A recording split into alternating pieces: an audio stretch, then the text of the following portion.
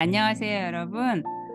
지난주 한 주는 조금 제가 쉬느라고 여러분 만나 뵙지 못했는데요. 오늘 이어가도록 하겠습니다. 오늘은 3장이고요. 비폭력 대화의 4단계 중 첫 단계인 관찰하기입니다. 네, 책을 함께 볼까요? 61쪽 보겠습니다. 61쪽 보시면 맨 위에 세 줄 한번 같이 읽어볼게요. MBC의 첫 번째 요소는 평가와 관찰을 분리하는 것이다. 우리 삶에 영향을 미치는 것을 보고 듣고 접촉할 때 그것들을 평가와 섞지 않으면서 명확하게 관찰할 필요가 있다. 네, 그리고 그 밑에 보시면 분홍색 박스에 쓰여져 있는 걸 같이 볼까요? 우리가 관찰과 평가를 뒤섞을 때 상대방은 이를 비판으로 받아들이기 쉽다. 네, 61쪽 세 번째 단락을 보시면요. 완전히 객관적이 되어 전혀 평가를 하지 말라는 것은 아니다. 다만 관찰과 평가를 분리하라는 것이다.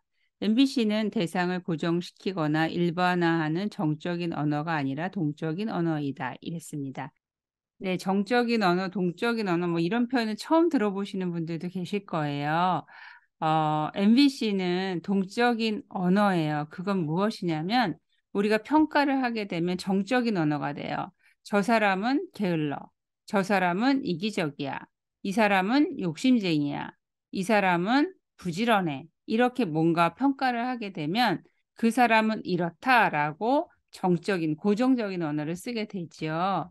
그런데 관찰은 우리가 계속해서 살아있는 생명체는 이렇게 움직이니까 이 움직이는 대상들에 대해서 잘 보고 잘 듣고 이러면서 보고 들은 것을 표현하게 되면 동적인 언어로 표현을 하게 되지요. 예를 들면 10시에 들어왔네 이거예요. 3시간 동안 컴퓨터 책상에 앉아 있어. 책을 3권 읽었어. 뭐 동생을 2대 때렸어. 이런 식으로 뭔가가 계속해서 이렇게 변화되는 동적인 언어를 의미하게 되죠. 그래서 관찰을 한다라는 것은 동적인 언어를 사용한다는 것이다. 이런 표현을 할 수가 있습니다. 네, 책의 62쪽과 63쪽에 보시면 마샬의 친구인 루스 베버마이어의 노랫말이 나오는데요. 이 노랫말을 보시면 정적인 언어와 동적인 언어의 차이점을 여러분들이 느끼실 수가 있습니다. 제가 한번 읽어볼게요. 나는 게으른 사람을 본 적이 없습니다. 내가 본 사람은 내가 보는 동안에 한 번도 뛰어다닌 적이 없는 사람입니다. 그는 점심과 저녁 사이에 가끔 잠도 자고 또 비 오는 날에는 집에 있습니다. 하지만 그 사람은 게으른 사람이 아니랍니다. 나를 이상하다고 하기 전에 한번 생각해 보세요. 그는 정말 게으른 사람일까요? 아니면 단지 우리가 게으르다라고 하는 행위를 했을 뿐일까요? 나는 바보 같은 아이를 본 적이 없습니다. 내가 본 아이는 가끔 내가 이해 못하는 일 아니면 예상하지 않았던 일을 하는 아이입니다. 또 내가 본 아이는 내가 가본 곳들에 가보지 못한 아이입니다. 하지만 그 아이는 바보가 아니에요. 그를 바보라고 하기 전에 생각해 보세요. 그 아이가 바보일까요? 아니면 단지 당신이 아는 것과 다른 것들을 알고 있을 뿐일까요? 아무리 열심히 둘러보아도 나는 요리사를 본 적이 없습니다. 나는 우리가 먹는 음식에 재료들을 섞고 불을 켜고 고기가 구워지는 것을 살피는 사람을 보았습니다. 하지만 요리사를 본 적은 없답니다. 내게 말해 주세요. 당신이 보는 사람이 요리사일까요? 아니면 우리가 요리라고 부르는 일을 하는 사람일까요? 당신들이 게으르다고 말하는 것을 어떤 사람은 지친 거라고 혹은 대평스러운 거라고 말합니다. 사람들이 바보 같다고 말하지만 어떤 사람은 단지 다른 것을 알고 있을 뿐이라고 말합니다. 그래서 나는 결론에 도달했어요. 만약 우리가 보는 것과 우리의 의견을 섞지 않는다면 많은 혼란을 면할 수 있을 거라고. 당신도 그렇게 생각하겠지만 내가 말하고 싶은 것은 이것도 단지 내 의견일 뿐이라고. 네. 그러니까 우리가 붙이는 어떤 꼬리표나 평가들은 그 사람을 고정화시키는 건데요. 그것이 아니고 '변화하는 인간을 잘 바라보자.' 이렇게 생각하시면 되겠습니다. 네. 우리가 어떤 꼬리표를 붙이게 되면 그 사람을 고정화시키게 되는데 우리는 항상 변화하고 성장한다는 것을 기억하시면 내가 쓰는 언어가 지금 어떤 언어인가를 살피실 수가 있을 겁니다. 네. 64쪽에 인간 지성의 최고 형태 크리스나무르티는 인도의 철학자고 마샬이 많은 영향을 받았는데요. 이 사람은 이렇게 말했습니다. 평가가 들어가지 않은 관찰은 인간 지성의 최고 형태라는 말을 했어요. 그만큼 굉장히 어렵다는 이야기죠. 또 여러분들이 관찰을 잘 할 수 있다면 인간 지성의 최고 형태에 있는 거라고 말할 수도 있겠습니다. 네. 65쪽, 66쪽에 그 교장한테 불만이 많은 교사들과 대화하는 장면이 나오지요. 그래서 그분이 어떤 말을 하고 어떤 행동을 했는지를 말할 수 있게 도와주면서 그 평가에서 벗어나게 해 주는 장면이 있습니다. 네. 67쪽에 평가와 관찰 구별하기의 표를 한번 같이 볼까요? 평가가 섞인 관찰을 쭉 한번 읽어 볼게요. "너는 아주 후한 사람이다. 그는 늑장을 부려. 그 사람은 그 일을 제때 못 끝낼 거야. 균형 잡힌 식사를 하지 않으면 건강을 해치게 된다. 소수민족 사람들은 집 관리를 소홀히 해." 네, 평가가 섞인 부분이 어느 부분인지 여러분들 잘 알아차리고 계시죠?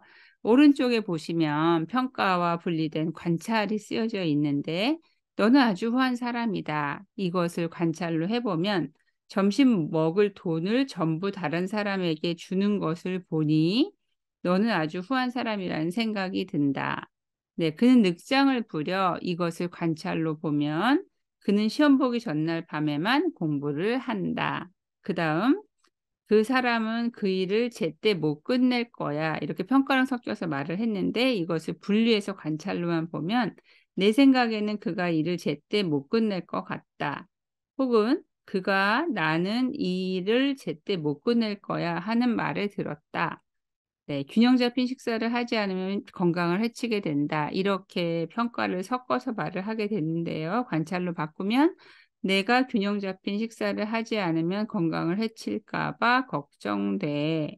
네. "소수민족 사람들은 집 관리를 소홀히 해." 이것을 관찰로 본다면 "나는 은행로 16번지에 사는 소수민족 일가족이 집 앞에 쌓인 눈을 치우는 걸 본 적이 없어."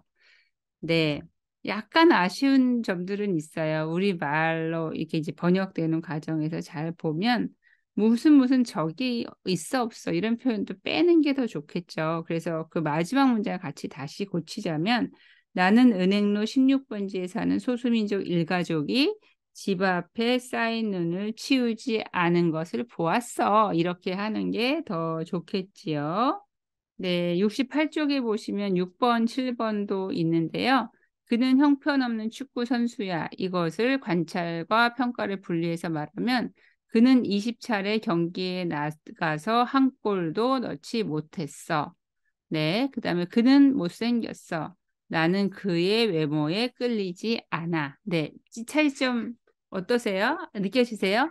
나 그 사람 못생겼어." 이렇게 말하는 게 아니고 내 취향이 아닌 '내가 호감 가질 수 없다.'라는 표현을 하시면 되는 거죠. 그런데 우리는 "못생겼어. 예쁘잖아." 이런 말을 많이 하고 있어요. 네, 그래서 우리가 관찰을 할 때는 빈도부사를 빼는 게 중요해요. 언제나 한 번도 결코 그다음에 인제 조사를 좀 조심하셔야 되는데 "뭐뭐 한 적이 없다. 뭐뭐 할 때마다." 이런 말들을 좀 바꿔서 하시면 좋습니다. 네. 그래서 69쪽 요약을 한번 볼까요? MBC의 첫 번째 요소는 평가와 관찰을 분리하는 것이다. 관찰에 평가를 섞으면 듣는 사람은 그것을 비판으로 받아들이고 우리가 하는 말에 저항감을 느끼기 쉽다. MBC는 고정적인 일반화를 피하고 진행 중인 변화를 반영하는 언어이다. 관찰을 표현하는 말은 때와 맥락에 맞게 구체적이어야 한다. 예컨대 그는 시간 개념이 없다가 아니라 그는 지난 3번의 약속에서 모두 30분이 지난 후에 왔다라면 관찰에 따른 표현이 된다. 제가 경험을 해보면 관찰만 잘 하셔도 마음이 많이 평안해져요. 평화로워지고, 그 다음에 관찰만 잘하면 상대랑 갈등으로 번질 가능성이 많이 낮아진다고 말씀을 드릴 수가 있습니다. 네, 72쪽과 73쪽에 있는 연습 문제도 여러분들이 꼭 해보시길 바라는데요. 그래서 간단히 볼까요? 네, 72쪽 보세요. 1번 상우는 어제 이유 없이 내게 화를 냈다. 관찰일까요? 네, 아니겠죠. 그래서 이유 없이 이것도 애매하고 화도 되게 애매해요. 그래서 어떻게 말을 하면 좋을까요?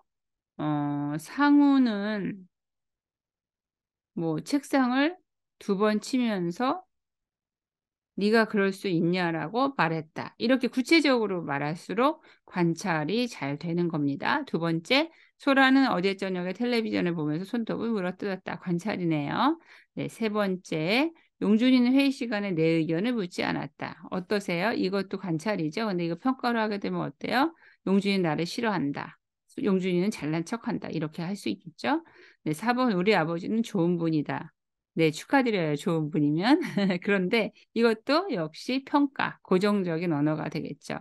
그래서 우리 아버지가 내가 좋다고 느낄 때, 그게 무엇인지 표현하시는 게 좋죠. 네, 책에 있는 예로 보면 우리 아버지는 지난 25년간 우리 아버지 월급의 10분의 1을 자선단체에 기부하셨다. 이렇게 하면 정확한 관찰이 되겠죠. 5번, 영애는 일을 너무 많이 한다. 네, 평가인 거 알아차리셨을 거예요. 영애는 하루에 10시간 일한다. 이렇게 하면 관찰이 되겠죠. 네, 6번, 민수는 공격적이다. 애매해요. 공격적이라고 생각하는 것도 다 다르죠. 어떤 사람은 뭐 행동을 보고 공격적이라고 말을 하고 어떤 사람은 말을 보고 공격적이라고 또 표현하기도 하죠. 세 개의 사례를 보면 민수는 여동생이 텔레비전 채널을 돌리자 때렸다. 네, 이러면 관찰이 되겠죠. 7번 동원이는 나를 무시한다. 역시 평가가 되겠습니다. 그리고 고정적인 언어가 되겠죠. 동원이는 내가 전화를 3번 걸고 문자 메시지를 보냈는데 답이 없었다. 이러면 관찰이겠죠. 그 다음 8번 우리 아이는 이를 자주 닦지 않는다. 빈도부서 빼자고 그랬죠. 자주 빼셔야 되겠습니다. 그래서 우리 아이는 이번 주에 뭐 3번 자기 전에 이를 닦지 않았다. 이렇게 하시면 되겠고요. 9번 상의는 내게 노란 옷이 어울리지 않는다고 말했다. 이건 관찰이겠네요. 네, 그 다음에 10번 이모는 나와 이야기할 때마다 불평을 한다. 예, 때마다 요건 빼셔야 되겠어요. 근데 불평도 애매하죠. 그래서 이것도 우리가 바꾼다면 어때요? 이모는 이번 주에 3번 내게 전화를 걸었다. 그리고 그때마다 사람들이 자신을 대하는 태도가 싫다고 말했다. 이러시면 관찰이 되겠죠. 11번 우리 아이는 말을 듣지 않는다. 이미 알아차리셨죠? 이거 역시 평가입니다. 내가 아이에게 이번 주말에 할머니 댁에 가자고 했을 때 싫다고 했다. 이러면 관찰이 되겠죠? 네, 12번째. 그는 좋은 학교를 나왔다. 예, 좋은 학교가 어떤 학교일까요? 너무너무 애매합니다. 그래서 그는 어느 대학교를 나왔다. 이렇게 표현하면 이제 관찰이 되겠습니다. 네, 오늘은 관찰에 대해서 알아봤는데 우리가 항상 지금 내가 무엇을 보았지? 무엇을 들었지? 이렇게 스스로한테 물어보실 수 있다면 보다 구체적인 관찰을 하시면서 마음이 편안해지는 걸 느끼실 수가 있을 거예요. 네, 관찰을 열심히 하는 그런 한 주 되셨으면 좋겠고요.